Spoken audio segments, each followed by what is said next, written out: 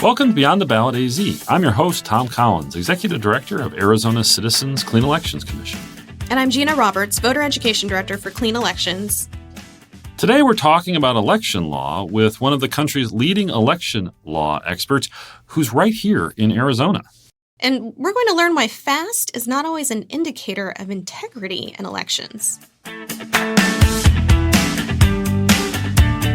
We're very excited to be here with Professor Ned Foley, who's a lawyer, a law professor, one of the nation's leading election law scholars, and former Ohio Solicitor General.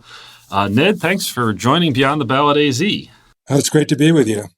So normally, you're directing Ohio State University's law school's election law program, but right now, you're a visiting professor at the University of Arizona College of Law in Tucson. So what brought you to Arizona? Well, it's great to be here. I'm lucky enough to be able to be a visiting professor, not just this year, for the next 2 years. And it's thanks to a grant from a philanthropy, the Brown Foundation that you may know of, that has funded the law school's ability to teach election law. Arizona is a very important state when it comes to elections, as you know. And so for me, as an election law specialist, it's great to be here at ground zero, so to speak, where all the action is. So voters in Arizona are hearing terms like federal takeover. They're hearing about executive orders. There was a subpoena of records from the 2020 audit by the state Senate, and then they're hearing reactions to that. But can you talk a little bit about the decentralized nature of U.S. elections and why states are primarily responsible for election administration? So the Constitution creates the framework for holding elections in the United States, combined with state law. And the U.S. Constitution says that for purposes of congressional elections to the U.S. House of Representatives and to the Senate, the default is that state legislatures write those rules, but that Congress can come in and rewrite them, essentially, because they are congressional elections. So Congress does have the power to say, we want a national standard. But historically, Congress has left even congressional elections mostly to state law to control. That's been true for, the over 200 years of American history. There are a couple of exceptions to that. We have something called the National Voter Registration Act, which people may know about as motor voter law. That's a federal law.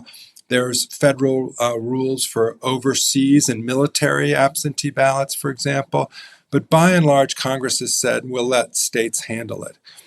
Now, the reason why I said congressional elections is because that's really the only thing Congress has power over, even to override what states do. With respect to state and local elections, like for governor or the state legislature or for mayor of local towns, that's all state law that runs the rules. Now, there are the anti-discrimination requirements. There can't be race discrimination or gender discrimination in voting. That also comes from the U.S.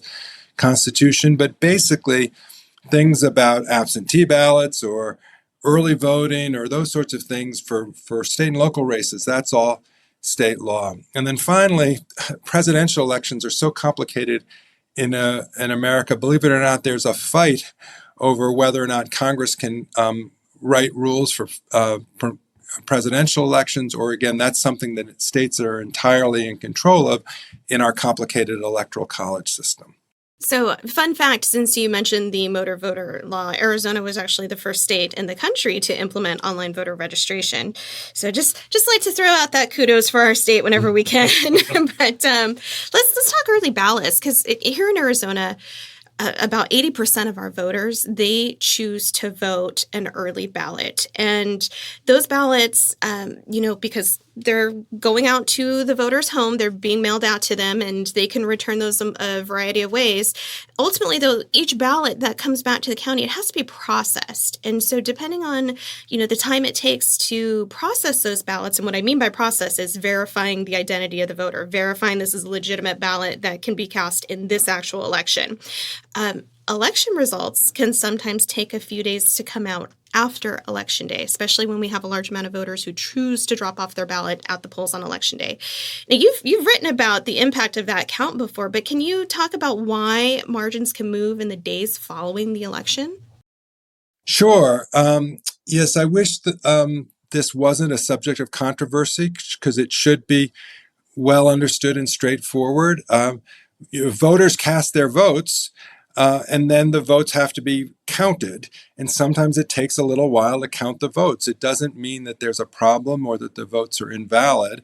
We want all valid votes and only valid votes to be counted. So as you said, there needs to be some verification process. And when citizens vote in some of the more innovative ways, which can be early voting or mail-in ballots, those have some extra verification steps than the sort of traditional neighborhood precinct voting, which also have to be verified, but that usually happens on site with the poll worker at the precinct. Whereas if it's a early vote center or a drop-off ballot, early ballot, for example, or a mail-in ballot, there's an extra step of verification.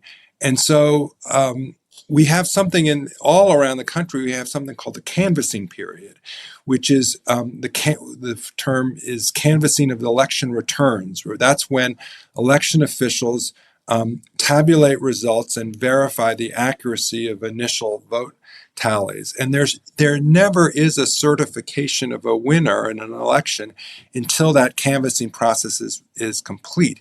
So when you hear reports on election night, oh, so-and-so is won, those are understandable media predictions about what the canvassing is going to look like based on election night returns. But the official vote tally is the certification of the canvass. And they're in a tight race, that can shift. So whoever has the lead on election night might not end up winning when it's time for certification. Nothing wrong with that. That's democracy at work. But unfortunately, some politicians in our system have attempted to confuse voters and to breed fear that something is going wrong when you see that shifting happening. So back to that term ground zero, I think it's important of, noting Arizona's makeup here. When we look at how close our voter registration numbers are in terms of, Republicans and Democrats and the large amount of independent voters that we have, that can make it really hard, I think, for the media to make those projections to call it, because you just don't know which way Arizona's going to swing with their choices. But to your point, Ned, about ballot and the processing and the tabulation, a specific law here in Arizona is that we have to have a live feed in the ballot tabulation rooms so voters can watch all of that activity during tabulation. I was hoping you could comment on how does transparency ultimately impact public trust in those final results when it is canvassed?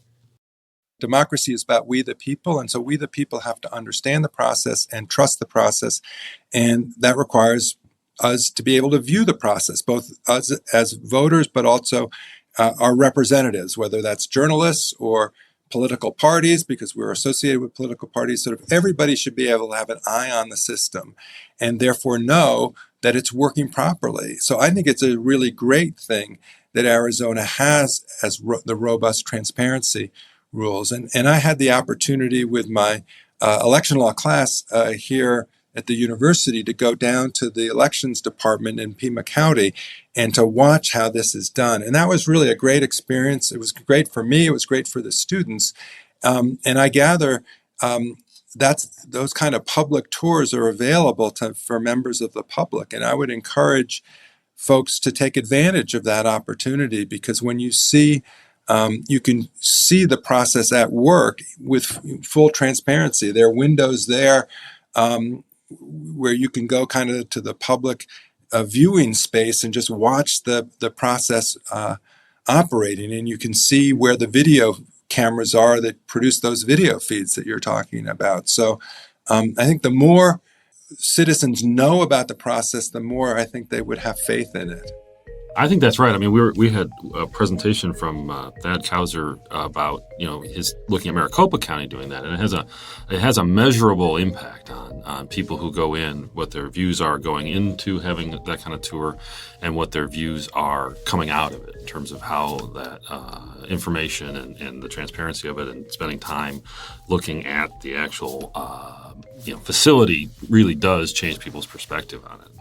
Pima County does a great job, and one of the things they offer in all of our counties that you can do, but I think as a voter, transparency is important, but you have to look for it, right? You have to go out there and watch those live feeds. You have to be a part. You have to go to the tours, but sign up for those text messages or tracking your ballot. What better way to know, hey, my ballot was received, it was counted, but I'll also add, serve, be a poll worker. If you really want to get in there and know that things are on the up and up, you can be a poll worker.